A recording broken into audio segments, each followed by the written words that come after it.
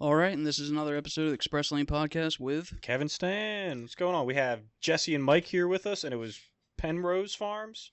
Limerick Homegrown Produce. Okay, I don't know where I Totally got messed Penrose that up. from. Yeah, that was... That's okay. All right, let's start over. I feel like an idiot. Sorry. Keeping that. You probably got it from the last name Panamarenko. That's it. Yeah, You picked up something. there was a lot of, Yeah. happening there that I just wasn't Lot paying to enough absorb. attention. Sorry. So the Limerick. Limerick Homegrown Produce and Trading Post is the official name. Okay, Yes. All right, I got that one now. I'm good. feeling an idiot. It's a long one, but there's a story behind the name too. So Oh, let's hear it. yeah. So well, the story behind the name is when Jess and I were trying to come up with a name for the business. You know, we wanted to have it. We wanted to have something farms, but we also got some advice from another business owner, and he said, I really recommend putting your location in the name. Let people know where you are, and we kind of like that idea. Yeah, you So, said say where you are and say what where you do. are, yeah, where you are and what you do, and we wanted to have homegrown produce, like that was part of it already. We just didn't know what we were gonna. So went back and forth, and finally came up with Limerick, because obviously that's the township we're in. And then the trading post is because we do more than just vegetables. The initial idea for the farm was to bring a lot of other local products, local food products, and maybe some, handmade things like soap and whatnot. Okay. Maybe bringing products from other people as well. Right, and kind of have that at our location. The farming end of it is kind of spiraled into a huge snowball, and we kind of lost track of bringing other people's stuff in, but we were still doing some like antiquing, like farm equipment and stuff like that on the side. So we still went with the end trading post. Now that we're into our 5th year of business, we're actually going back to our roots and starting to bring some other local products in. That's awesome. Yeah. It seems like some of the other people we've talked to is that it's not about just uplifting like I have vegetables to sell to people. It's like, all right, well, what else from the community and the people around us? Like, let's come together and make this something that flourishes for everybody. Yeah. I mean, we're not complete health freaks that, just live by one rule, but we try to eat really, really healthy. Yeah, me and Kev do too. Yeah, you can clearly see. And we were constantly going around to other local businesses, and buying, the cheese here, the raw milk here, whatever.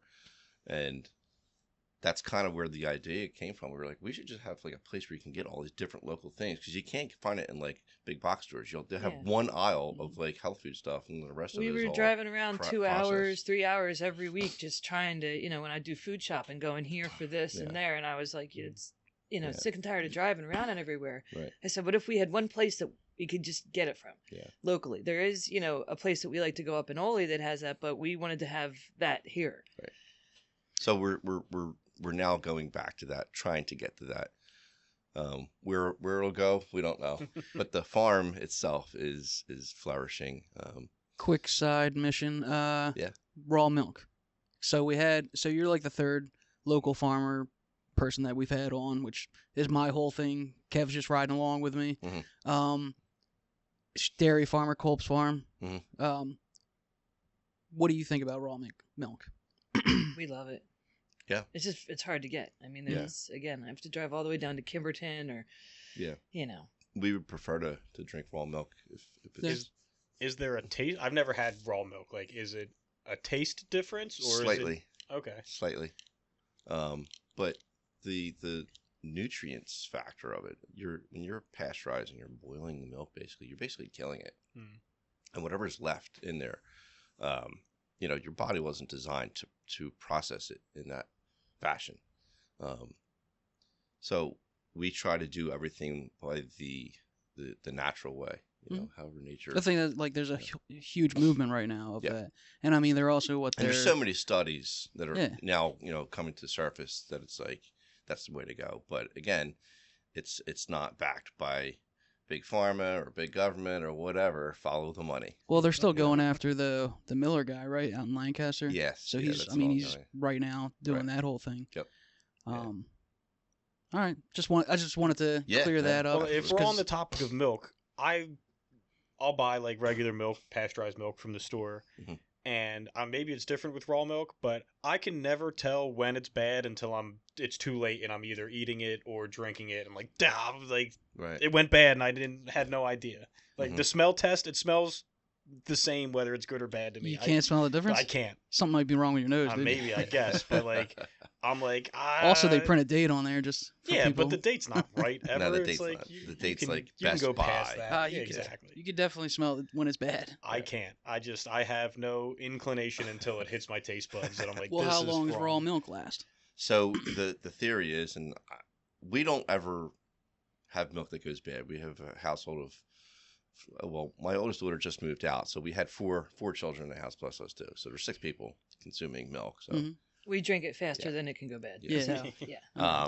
But I just listened to another podcast the other day, and it was a raw milk farmer, and he was saying that typically the raw milk will actually last longer than pasteurized milk, and when it does go bad, it has a way less bad scent to it than pasteurized milk. Yeah, it was pretty interesting. What podcast was that? I don't remember. All right. I don't remember. Yeah. All right. All right. That was just a side mission. Yeah. Back to so what do you? I guess how I want to start these is like how did you come to start a farm? Background. Sure. What led you to this? So it's a pretty interesting story. I like to say that it all kind of stems back to just the way that I was raised, in the environment that I was raised in. My dad opened Mike and Kate Sports Shop, which was a firearms store down in Philadelphia. So I was raised hunting and fishing and just being an outdoorsman. And his parents, my grandparents, were again outdoors people, and they decades ago they had huge gardens and would can all their foods and so on and so forth. And that was something that I kind of just grew up with, and it inspired me. So when I was really young, when I got my first apartment and then my first house, I had a relatively large garden for a homeowner. I had about 100-foot long and like 40-foot wide garden. Oh wow! Yeah. So it's pretty decent size. But sorry, nobody was a professional farmer. It was all no. I don't come from a farming tending background. their own garden. Yeah, but I liked living off the land, kind of, the outdoors when I hunt and so on and so forth. And I really liked preserving my own food. I just, I was doing the preppers type of thing before it was cool. Mm-hmm. Yeah, it's kind of where everybody starts. Yeah.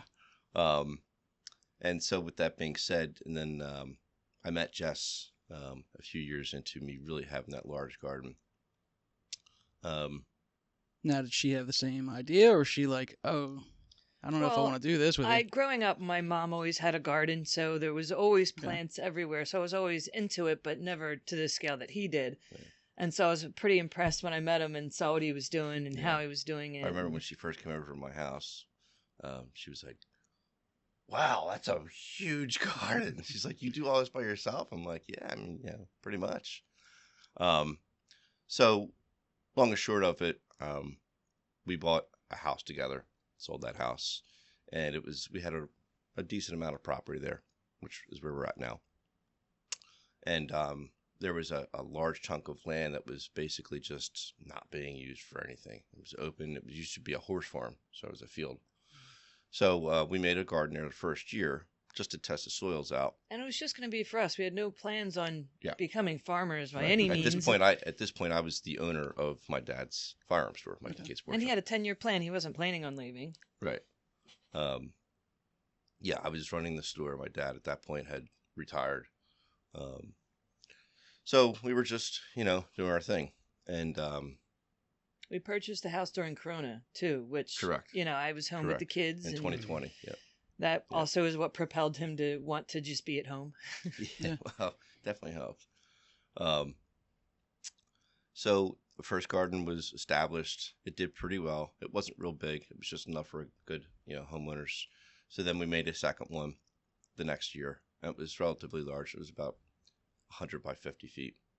And we had enough that we were completely fulfilling what we needed, and we had extras. So we started just like small scale selling it on our property, like just set up a little pop-up tent, whatever. Yeah, we'd have Some a yard people were- sale, we'd sell have a some yard sale. It vegetables. was like there was like a table of like whatever, cucumbers and some peppers and tomatoes, nothing.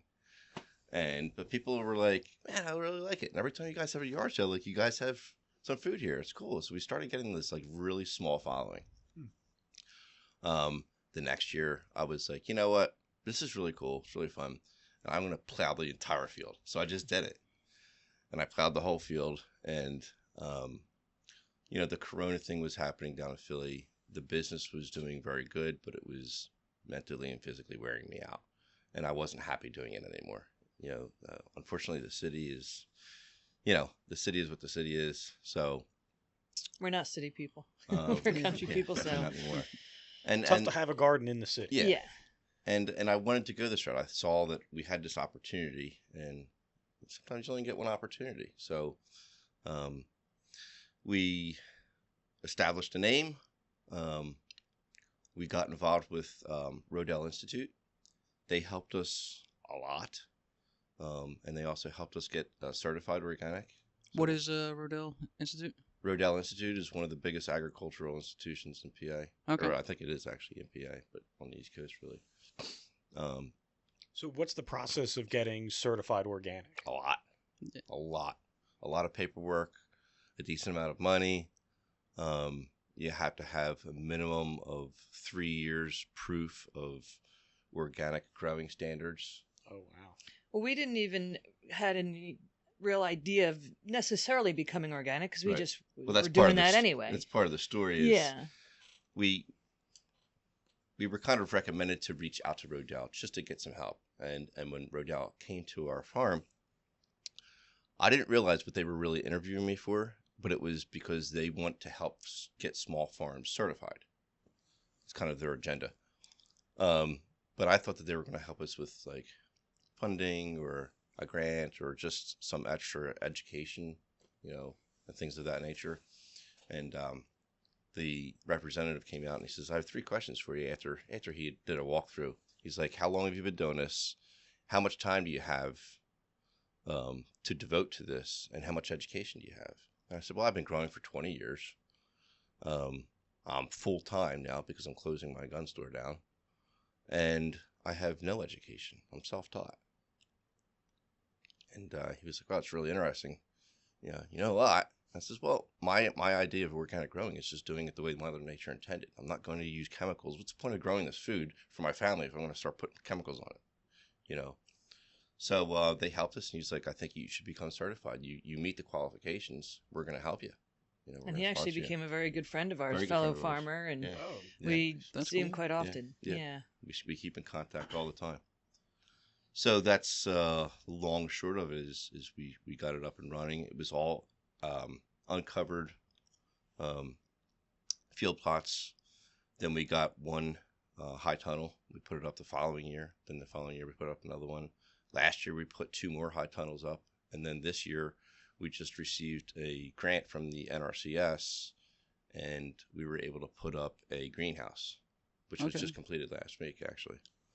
That's 72 feet long and 30 feet wide and about 15 feet tall. So That's doing it all yourself, or were we able to hire it out, or? That one we hired that out. one we hired We out. took a break for That- once. yeah, that one we hired out, which I'm really glad that we Yeah, did. But it's the other too 4 that we much. put together by ourselves. Okay.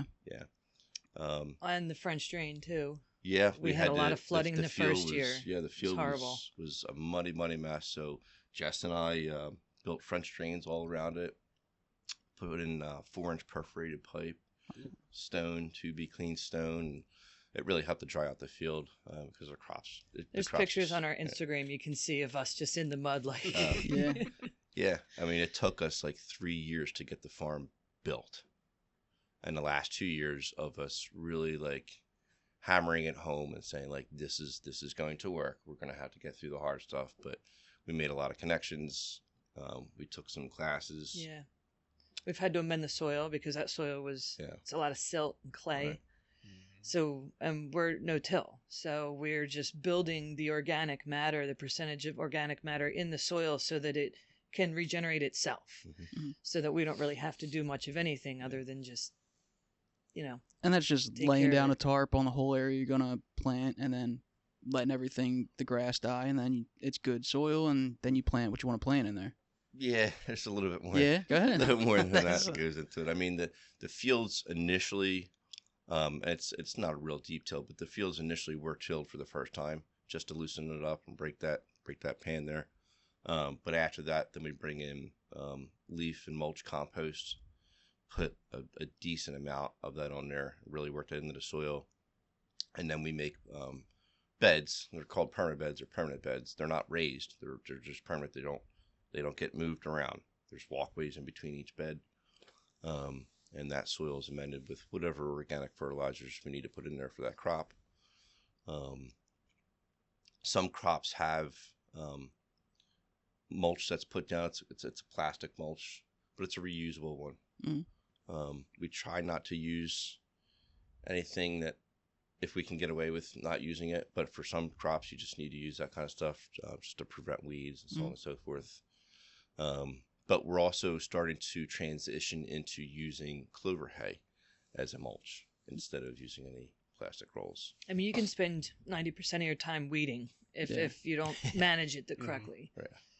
Yeah.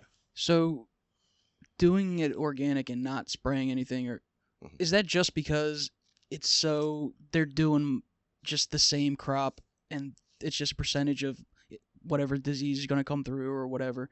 Like, it's easier obviously for a smaller farm, but do we just need more small farms Absolutely. versus just growing one crop on a farm? Monoculture does nothing but kill the soil. Just sucking all of the nutrients sucking all the out, nutrients out putting of nothing back. Yeah. Putting nothing back into it. And food wasn't designed to be grown like that. It just wasn't. It was designed to be grown in a diverse environment. We have bees on our property and they love it. And, we all know, you don't really know which bees are pollinating which flowers, but I mean, we have watched our bees leave the hive and basically watch them going to this plant, or going to this field crop or whatnot. And it's pretty cool. It's the circle of life if you're doing it the right way. And so our bees are pollinating our plants, right? And then they're making our honey from the pollen from our plants. And we can taste it too. I mean, there's a big patch of honeysuckle behind the beehives, and in the early spring, that honey tastes like honeysuckle. Yeah. Sometimes it tastes like dandelion. So I'm like, I know that it's coming from there. Plus, we have a tunnel next to the beehives, and the bees that are there. I mean, they're probably from our hives more than likely. Right. Well, I mean, just thinking about it logically, you think about, okay, I'm spraying a bunch of chemicals to kill bad bugs. I would imagine they're not just targeting the bad bugs. Well, that's a big part of the reason that the colonies have, Correct. they collapse. I mean, there's varroa mites as well, but a lot of the problems that the bees are having right now is because of pesticides. Yeah. If you're spraying, whether it's an herbicide or a pesticide, you're killing the bad stuff, but you're killing the good stuff too. And so we really do everything that we can to not use any, even organic pesticides. And there's some stuff that's... It's organic. Yeah, I mean, there's a spray but... that's made out of chrysanthemums, but the thing is we don't, we really don't want to do that because it does hurt the bees. Right. And are you importing ladybugs? They're supposed to aren't they very good for... Yeah, so you can gardens and farms, right? That's one of the things that we haven't explored yet. We just really haven't had the need to. Okay. Yeah, I mean, we've looked into it. I thought it was interesting. We're very fortunate that we're surrounded by woods. We own 9 acres, and beyond our property line, there's just more woods, and it's a really, really great environment in general. So we have, just a great fortune there as far as having a diverse environment for nature. Yeah. And we find a lot of ladybugs naturally. Praying mantises.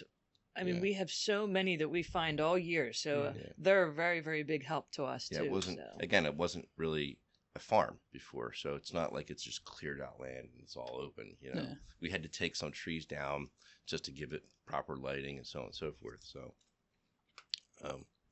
But it's kind of neat to just build a farm from the ground up instead of being born into it or buying something that was established. We had to design it all, and we weren't farmers. We had to figure it out. I mean, I'm a multitasking kind of person, but it's, Well, just like the water thing, it's like, okay, what do we got to do to mitigate the flooding? Yeah.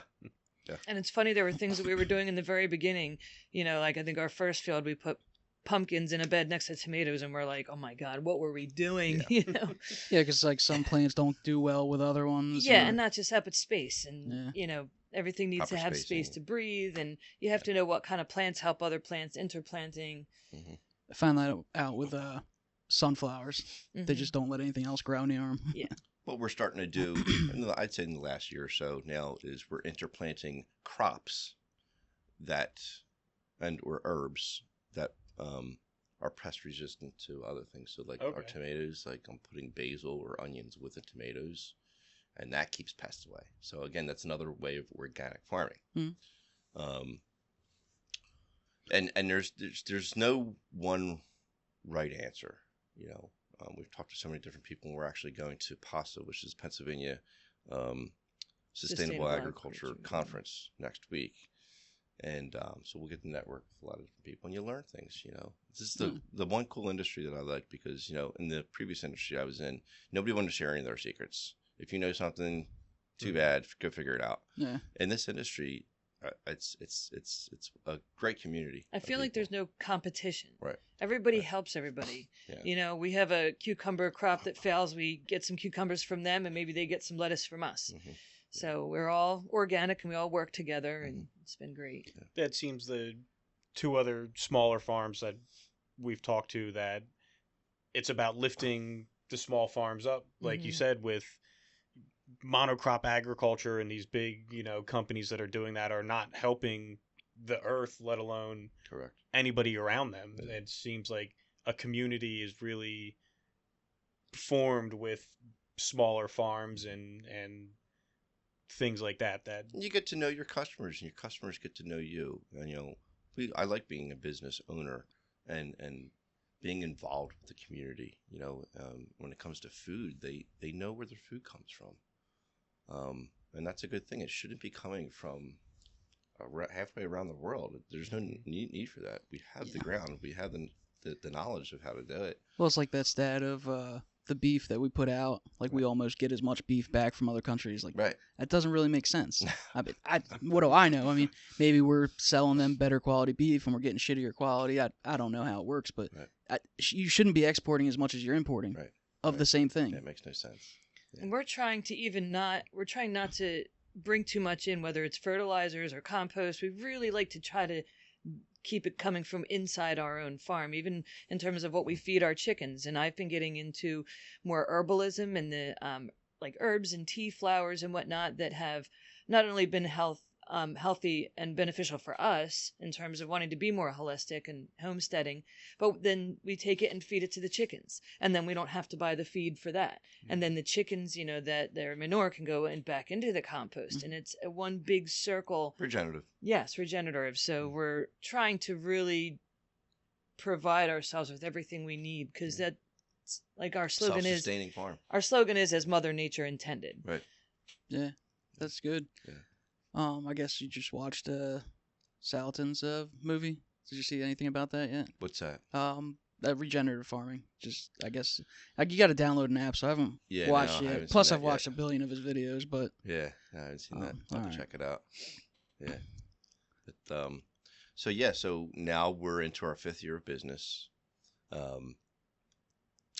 We have a CSA. I don't know if you guys know what a CSA is. Co-op.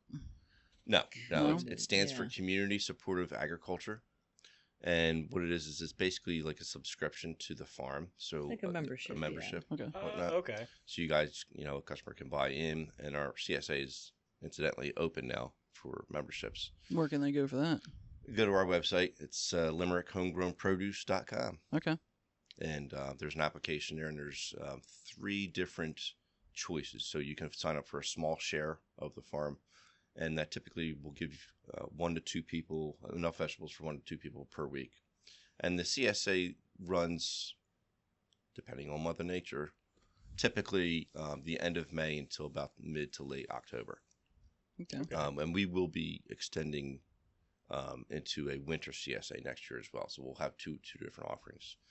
But so yeah, you can get a small share. It's 1 to 2 people. A large share, which is 4 to 5 people, per week of veggies. And then you have a choice of a free choice. It's called, where you just buy in as a credit, and you can get whatever you want whenever you want. The other shares is like a pre-made box that we make for you. Okay. Yeah, and like you have to pick up your box, and some people can't always commit to being able there, to be there all summer to get their box if they're going on vacation.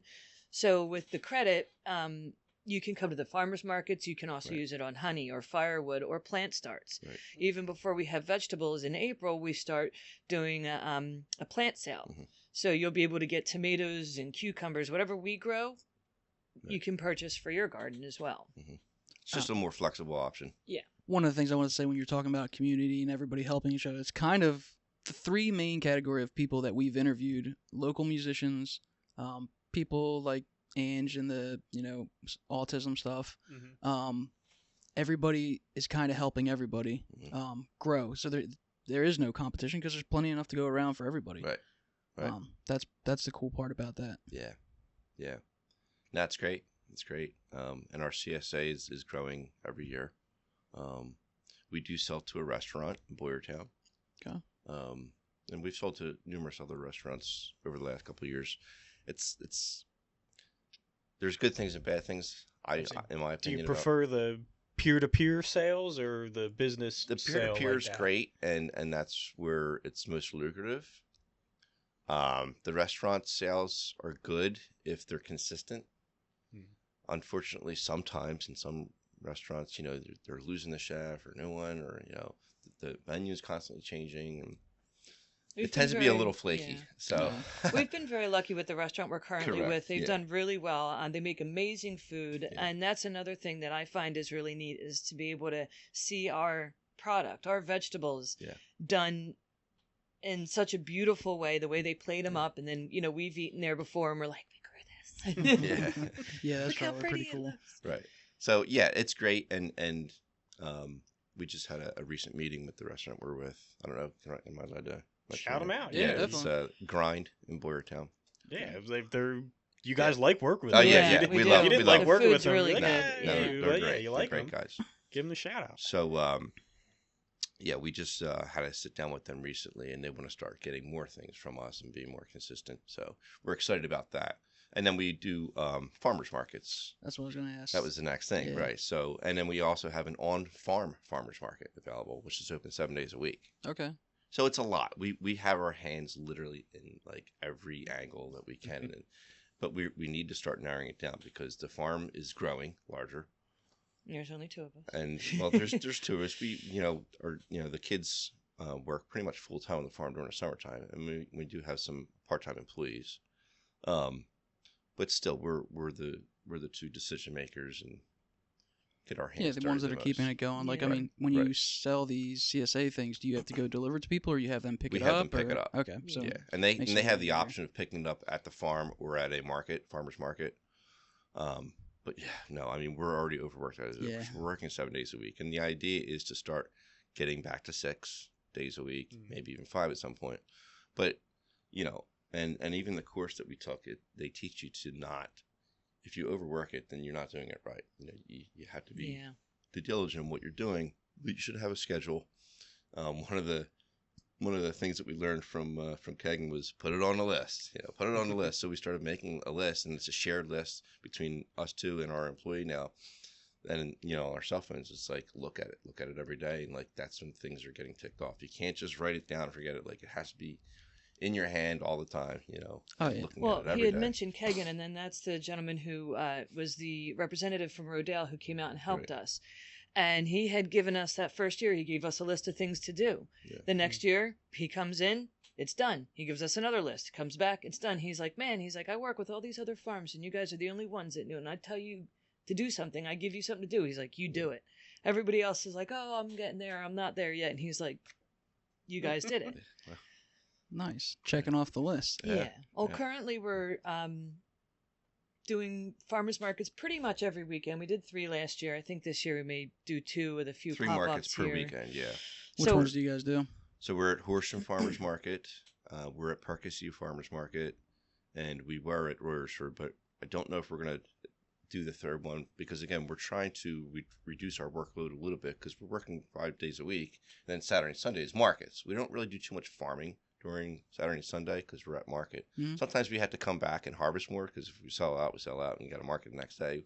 It's a good problem to have. Yeah. But nonetheless, we're back out in the field at 3 o'clock in the afternoon in the middle of August. And as much as we're still spending time with the family, the kids are like, can we go do something else this weekend? Right. Yeah, I'm sure. So we're keeping our fingers crossed that once harvest begins, it should start around April for us, if the restaurant and us can corroborate and we can do more business with them, that will offset us having to do a third market. Yeah. So we're really keeping our fingers crossed with that. Yeah. And what main things do you guys grow on your farm? Oh boy.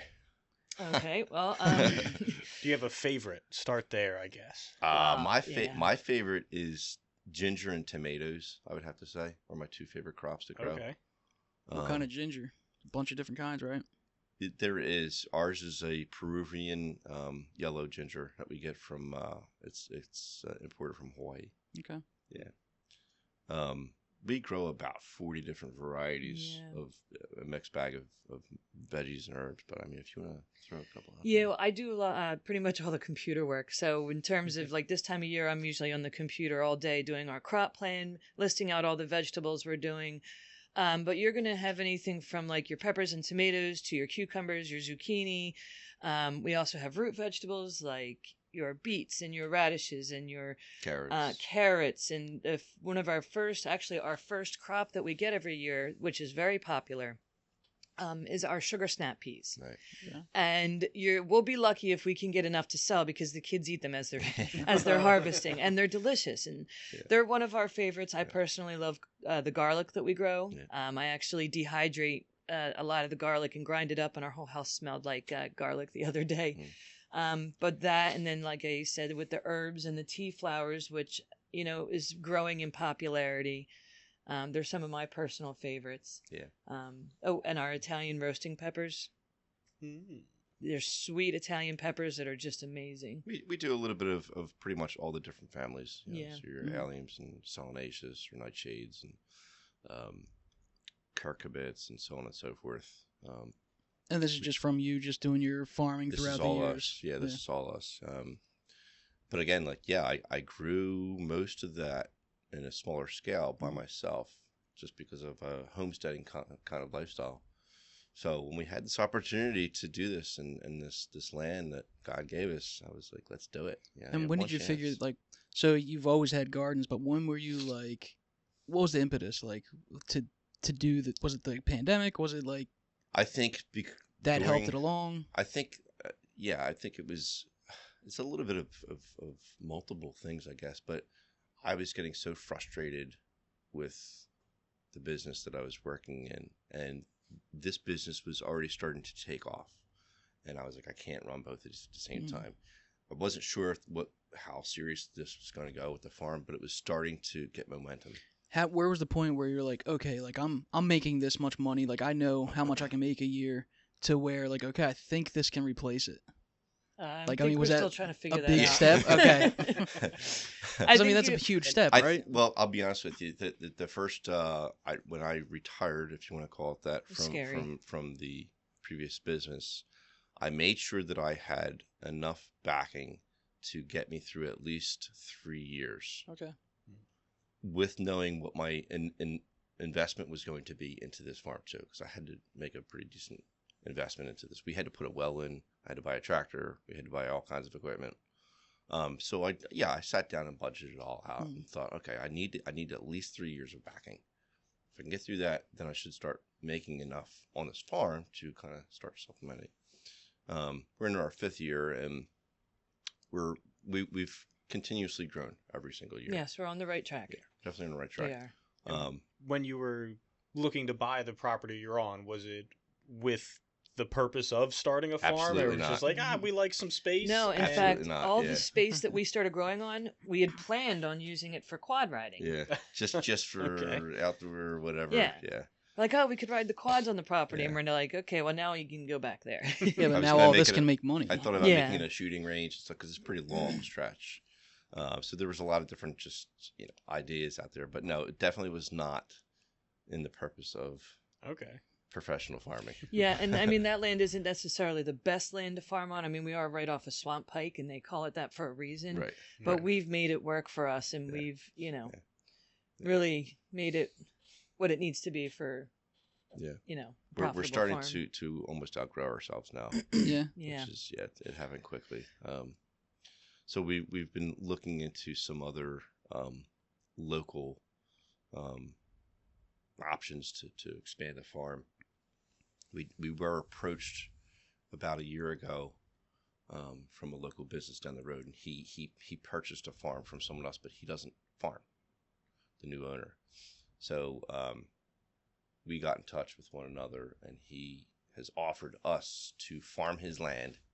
He has a farm stand on the property, so he basically wants to do what we wanted to do initially and bring in local product. So when we met him and his wife, it was really funny. They're slightly younger than us. We're like, man, you guys wanted to do what we wanted to do. Yeah. Except they're not trying to grow it, and Right, they're not just trying to running grow the it in. business. Right. Yeah. Well, yeah. So he's like, can you grow on my farm so I can sell the product?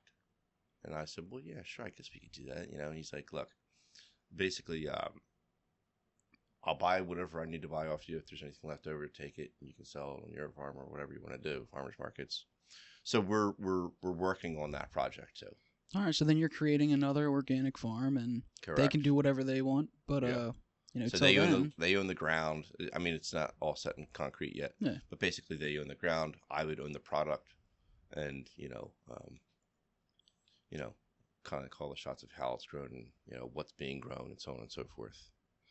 what are you doing do you pair up with another local farm for like meat? Or, like, have you even got into that? Yeah. So Are you guys vegetarians? Like, no, I'm a hunter. Yeah. So our main source of red meat would be venison, Okay. which I hunt. But yeah, I mean, We get our pork locally. Pork is from a local farm. Not chickens yet. We'd like to. We want to start doing meat birds on the farm. We haven't. I've done that in the past, but again, that's a whole nother, project. One chicken is one meal for us. One chicken's one meal Barely. for us. Yeah. Barely. With 3 kids in the house, right? Definitely. How many chickens have you done at one time? Well, all of ours are layers right now. There's no Okay. meat birds, but we're at about 30, somewhere around there. Yeah, we lost a few last year, but But we replenish the flock every Yeah. year, so we'll always, if we're at 25, we'll probably get another 10, chicks this fall or this spring and raise them. They'll be laying by next fall. Okay. So, yeah, I'm. Whenever I go missing, they're like, "Oh, she's probably in the chicken coop." I'm definitely a crazy chicken lady. So, and all the kids, they all have their jobs on the farm. Even in the wintertime, they all have chicken chores. They don't love it, but I mean, he started all this for his girls to begin with, and also I have a daughter as well. We're a mixed family, and it is all for them, and they are a lot smarter in all this, and they know more than they've realized. They can tell the difference between a radish sprout and a carrot sprout. And they don't really care much about that, but it's so neat to they know it. And It's their good to names are instill the knowledge. Emily, Lily, Alicia, and Mary. Mary. Yep. And They were like, 90%. "You better mention us Yeah. today." 90% of what we have on our plate is from from our farm. And Yeah. the kids at first, they were like, oh, we got to have beets again. But now when they go to school, they're like, we don't want to eat the salad there because the Yeah. lettuce is brown. I mean, it's pretty cool when you sit down at dinner every night and 75 at least %, if not more, is sourced right from the farm. I mean, Every night. Yeah, we that's buy amazing. You know where meat your food and comes from. It's cheese, like great. dairy, meat, cheese, bread. I mean, we tend to get that from the supermarket, but none of our sides ever come from, No, the supermarket. we haven't That's bought all any us. vegetables in years. Or spices or herbs. Yeah. We haven't bought any. Mhm. Yeah. Garlic powder, onion powder, rosemary, thyme, oregano. We grow all that. We grow all of it. Onion powder, as you always see on the Facebook video, that they use just the peel of the onion. You can do both. Yeah. You can do both. All right. Really? Is A that lot what of- onion powder is? A lot of She's in talk. charge of that Oh. department. Yeah, I've done it with the peels before. I personally find that I don't like the texture of it, of the peels, and I actually use the peels when you soak them in water for a few days. You can then use that as like a fertilized, for your house plants. Okay. So that's what I do with that. But yeah, I do hours. I melted a dehydrator last year. I had it going for about 12 hours. I was like, all right, it's time to upgrade. Yeah. But we do all of our own, dried herbs, dried peppers. He taught me how to can. So now we do canned peaches, jams, jellies, beets, all kinds of stuff. Is all that for sale, or is that part like you not got That's there just yet? for our homesteading purposes. Again, this all stems back to us wanting to be homesteaders. Yeah. The whole purpose of starting the farm was for the kids and to live a sustainable, independent lifestyle. And then it just started getting bigger and bigger and bigger, and this is where we're at. I mean, it's a dream come true. It's a lot of work. We work 7 days a week. It's the thing we like to do the most. But so we get to do our hobby. Yeah. You're trading going to work for working for yourself. I think that's whatever. Right now, there's a big uptick. We don't drive to work. We get up and we're at work. I mean, there's pros and cons to that because you're always at work. Yeah. When you have a day off, it's like, there's something that needs to be done. But I'm supposed to be taking off today. I'm supposed to R&R today and just watch a football game or whatever. Or binge watch movies. Which never happens. But it is nice to just get up and you go outside and you're at work and you're on this beautiful farm. The birds are feeding in the middle of summer. You don't have to drive to work, deal with no traffic. Rush hour. Yeah. Yeah, I feel like that's that's the direction I'm going. I don't know. If you can do it, I think it's worth it. I think it's worth it. It's not all peaches and cream. You're never going to become a millionaire, especially owning a small. I mean, maybe you could. I mean, you never know, I guess. But it's a lot of work, especially if you have to invest. You have to have some capital to invest into it. But this is what we wanted to do, and I said, well, we're either going to do it 110%, or we're not doing it at all. And it helps that we're foodies. Yeah. I mean, we totally are. We're very, very blessed to be able to. And he's the cook. I bake and he cooks, and he does some of the most amazing meals. And the kids joke that he should just close the farm and open a food truck. Yeah. Well, there you go. That's our next adventure. Well, there you go. Kev bakes bread. Sometimes I haven't made bread in a while, but you got on a whole kick of doing it. Well, I saw people online with sourdough starter and making sourdough bread, and I was like, I feel like if that person can figure it out, like I'm qualified to start this. Right. But yeah, going back to like the onion peels, we try to use everything. Yeah, and that's something everything. that my grandparents taught me. They grew up very poor, so they learned how to use everything. I mean, that whole generation was pretty frugal, right? So I just there was something that really piqued my interest, and that ability to do that. And it's a shame because society's gotten away from that, and it's very wasteful. And I guess from being an outdoorsman, and I had some very, very unique situations growing up. I saw 2 baby deer being born when I was about 10 years old out in the woods while I was hunting and stuff. So those types of things like really, really like made me conscious of Mother Nature. Stuck with you, huh? Yeah, really stuck with me. So, I always want to do everything just to what I can do, not save the world, but what I can do to be as responsible as we can with what Mother Nature gave us.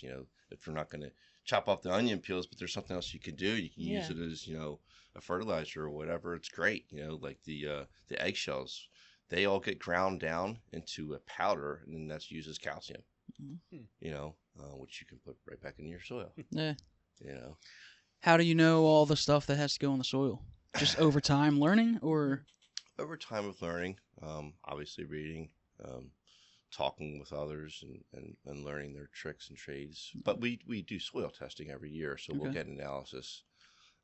Send it to Penn State? Yeah, we send it out to Penn State, and they'll say, okay, here's where your levels are at. Our levels are pretty good now, so I don't need to do a whole lot of amending. We just do like a surface fertilizer for whatever crop is going into, and that's about it. Yeah. And a lot we learned, too, from taking different classes. We took the J.M. Fortier's master Market Garden Masterclass, which helped us a lot, but we've also followed a lot of fellow farmers on YouTube, and they do teach you, well, if it's a leafy green, you need more nitrogen, or if it's this, you need more of this, and it just becomes common knowledge, But we're trying to share a lot of this too in terms of what's going on with the farm. We do have a monthly email that I do. So if you want to go ahead onto our website and you can sign up for that. In the summer months, sometimes it gets a little harder to get them out perfectly on time. But what we do is we'll just talk to you about what's going on the farm, what's coming up. I'll do recipes. Last year I did mostly just food recipes. This year I want to incorporate some recipes on doing more homesteading things, beauty products, making, your own beauty products. Or this month I did a homemade cough syrup, which was soaking onions in honey. And so I want to bring more of the homesteading into these emails, a little more of what we're doing, some ideas, maybe eventually bringing in home gardening ideas and things like that. And any feedback from any of our customers, we always encourage it. What do you want to see in the emails? What do you want to see from our website? That type of thing. That's awesome. Yeah. And are you making social media like any part of a presence on the farm, or is it like we're here and like you have an Instagram or a Facebook and you're like people can check you out, right? Or is it like, hey, I have to get my Instagram post up for the day so I get the exposure? Yeah, I try to be pretty active with the Instagram. It's not daily. During the more active months of the year, it pretty much is daily. This time of year, it's a little slacked off. It probably shouldn't be. There's not much going on. There's not a whole lot going on. So I mean, sometimes I'll take pictures from the last season and say like, hey, remember this, or like do a recipe or whatnot, just to keep it active. Yeah. You have to get, just have to have a little bit of imagination. That's good, because I feel like you need more people like yourselves doing that, because the homestead people I see online are like, oh, that's pretty cool, and like I didn't know you could do that with your home garden, right? And then they're just like, it delves into conspiracy theories. I'm like, all right, well, like can we get this without the tinfoil hat stuff? What goes hand in hand, dude? Yeah, we completely always try to keep any type of politics out of it always. Period. Industry. I don't really care what anybody's. I don't care. You got a farm to run, right? Yeah. It's not. We're here to serve the community and grow good food, and that's all there is to it. Well, I also think like the whole reason that most people go to that is there's just too much of that stuff anyway. And it doesn't really matter to a regular person anyway. Doesn't matter who wins. We're going to work tomorrow. Yeah. I mean, it is what it is. Right. Exactly. And we're gonna farm. Yeah. It is what it is. And you go to work every day, out your front door. There's this funny meme, which I'm sure you guys may have seen, may have not, on Instagram, and it shows like the world blowing up in the background. It's like me and my silly little garden. I'm like, that's totally me. Yeah. I really don't care what's going on as long as we can get out there and farm. As long as we're allowed to have guns. Yeah. And we have our property, we're good. Right. Yep. Pretty much. So do you have, like you said, you're an outdoorsman and a hunter, and are you seeing a lot of wildlife on your property in the farm at all? Or absolutely, sure.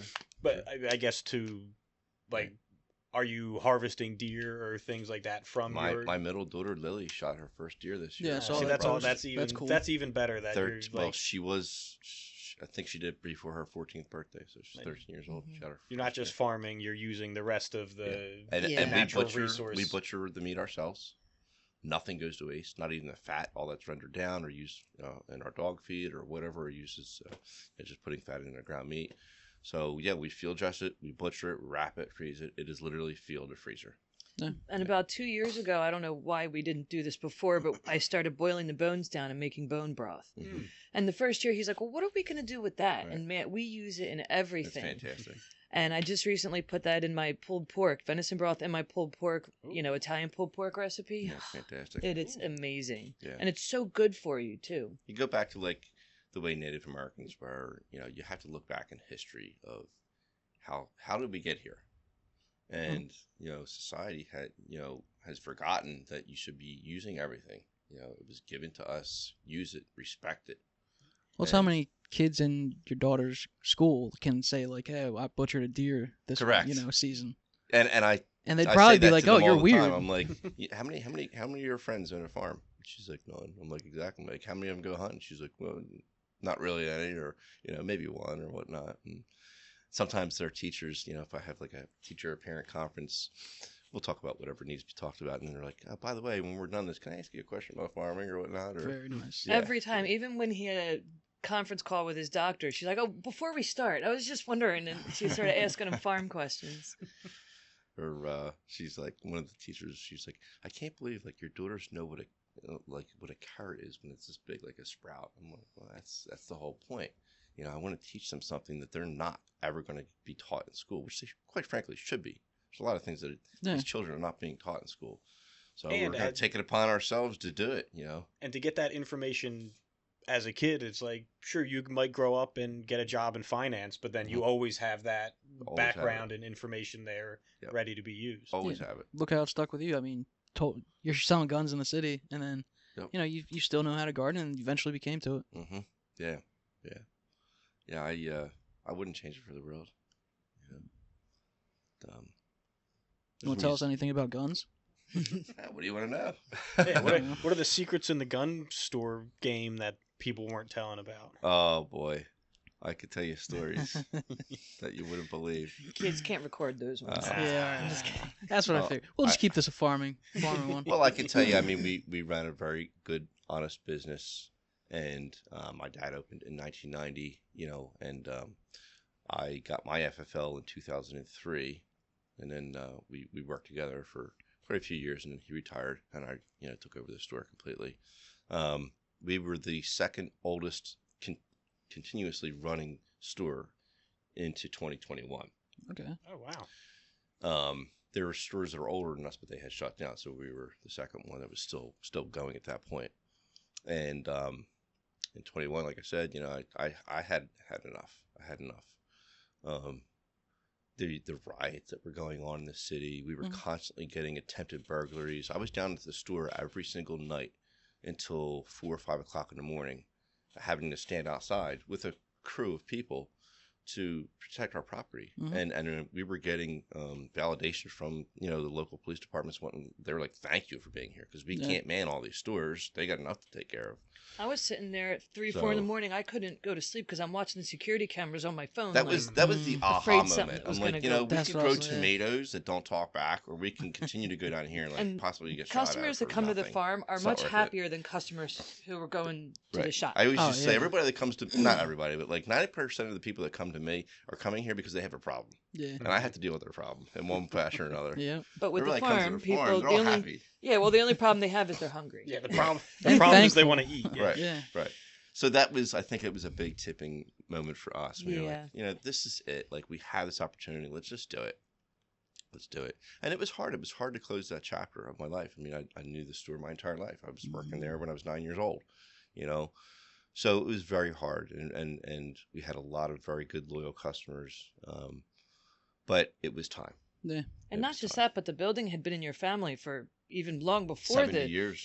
Even before the shop was open. Yeah, my family ran a business in that building from around 1950 up until 2021. Damn. Yeah, it was originally a grocery store, like a corner store, grocery store, and then they turned it into an accounting business, accounting practice, and then it was an antique store, and then the firearms store, hunting and fishing equipment. So, yeah, like 4 generations there. Yeah. Well, now you're making a new generational thing. Correct. Yeah, I wouldn't change it for the world, though. It's great. Anybody you want to shout out or talk about that's really helped you along the way? Well, I think, I mentioned Kagan Hilaire, and he owns Blackbird Farms. He works at Rodell. Great guy. So he was doing all that, helping you guys out and running his own farm at the same time. He has his own farm, and he had recently went, organic. And I remember when we first started doing this project with him, he said that, he had only had a handful of small farms that Rodell had given him to do. And he was like, you're one of my pick out of 20 farms that I could choose from. He's like, you're going to be like one of 10 that we're actually going to do. So it was a really big compliment for us. I mean, I feel like you've got to be really invested and really look, I'm doing this. He last year he invited, because they get grants. So Rodell gets grants from Pennsylvania Department of Agriculture to continue these programs to help small farms. They need the grants. So he approached us last year and he said, Mike, I'd like to have PA Department of Ag come to your farm. I want to use your farm as the example farm of why we should continue to get grants. Nice. I mean, that was so Yeah. so humbling, Yeah. Yeah. Big so compliment. they came out and we did a complete walkthrough, and at the end of the walkthrough and interview, she came to us and said, "Do you remember what she told us?" She said, "You guys are the golden standard for organic for farming." organic farming. Because we micromanage. I mean, we're always like, we have to be Yeah. perfect at what like with him with the farming, and that's his part of it, and me with the bookkeeping and everything. And sometimes we think we go too far, or that we're not doing enough. And then whether it's our organic certification or it's USDA, they're like, "Wow, you guys are doing great." Yeah. Like, all right, thank goodness. And there's always room for improvement. Don't mean to be pompous, but we really take it very serious. Methodical and just really obsessed kind of, huh? Yeah. Good. In a good way. But Yeah. Kagan is a great friend, and he was a good mentor. Clean Green Growers, another really good friend of ours. His name's Dylan. He owns that farm. He's another organic farm. We've worked very close with him over the last couple of years, and we were introduced to him by Kagan. But another great guy. Really knows what he's doing. And, yep. Great. And I would like to say, a huge thank you to the members that run the markets that we've done. They've all helped us, whether it was the Pottstown Farm Market or Royersford, Percy, Horsham. Yeah. Our first market actually was at Harleysville Feed. We just did a tiny little vegetable stand there all those years ago. Yeah.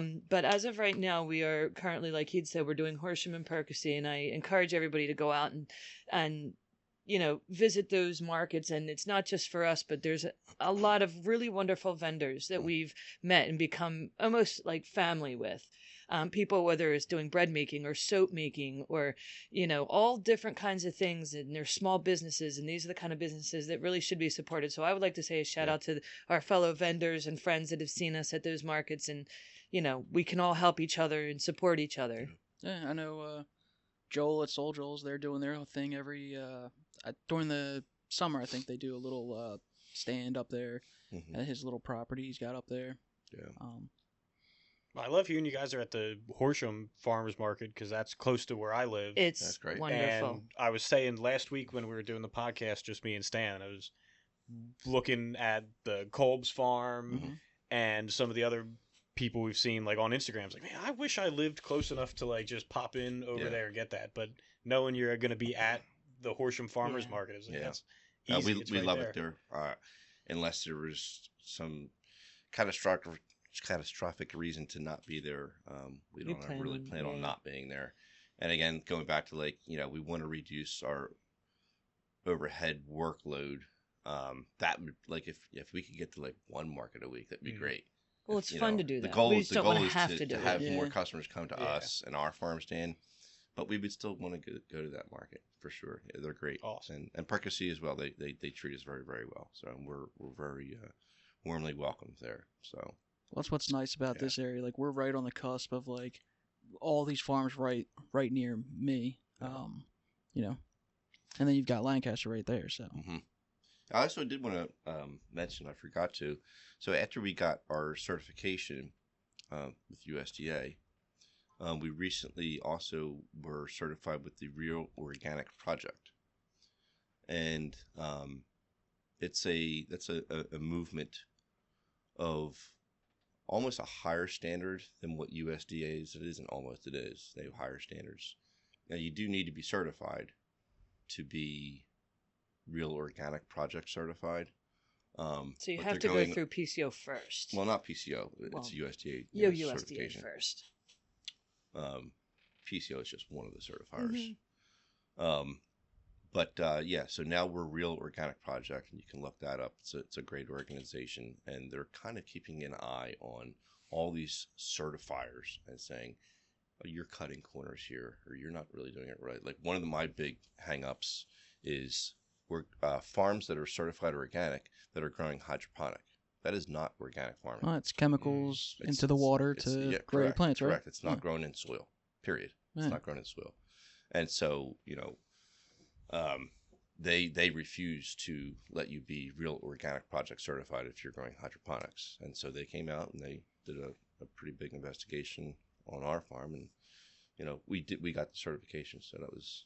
I mean, that's the whole thing. So somebody starts that journey of like, okay, I want to do only organic, and then you've got big corporations and big ag saying, oh, our stuff's organic. And then it's like, well, what does organic mean? Correct. Then you've got to do all this research, just like eggs. Get the book out. You got to start, I can't say anything for organic, but I know for eggs where it's like it's like, oh, they're free-range eggs. Right. Cage-free, pasture. But it's like, cage-free isn't pasture-raised. Yeah, but then it's like, oh, they're free-range because they had access, quote-unquote, to a door to go outside, but they can't really fit through the door. Right, so there's 10 million of them in a... Like, I'm not eating that way, but...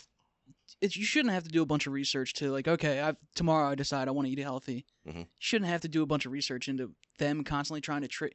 I don't know, conspiracy theory, man. They're constantly trying to trick people. I always said that. I was like, why do I have to prove that my food is real? Instead, the chemical food should have to put a label on there saying what is sprayed on their food. But it's not that way. I had to prove that I'm organic. But the guy that sprays all this crap on his tomatoes and then you buy it, he doesn't have to tell you anything. Yeah. How bass-ackwards is that? That doesn't make sense. We'll save conspiracy theories for another. Don't get him started. Yeah. You have any questions for us or anything? No, we appreciate you coming. Yeah.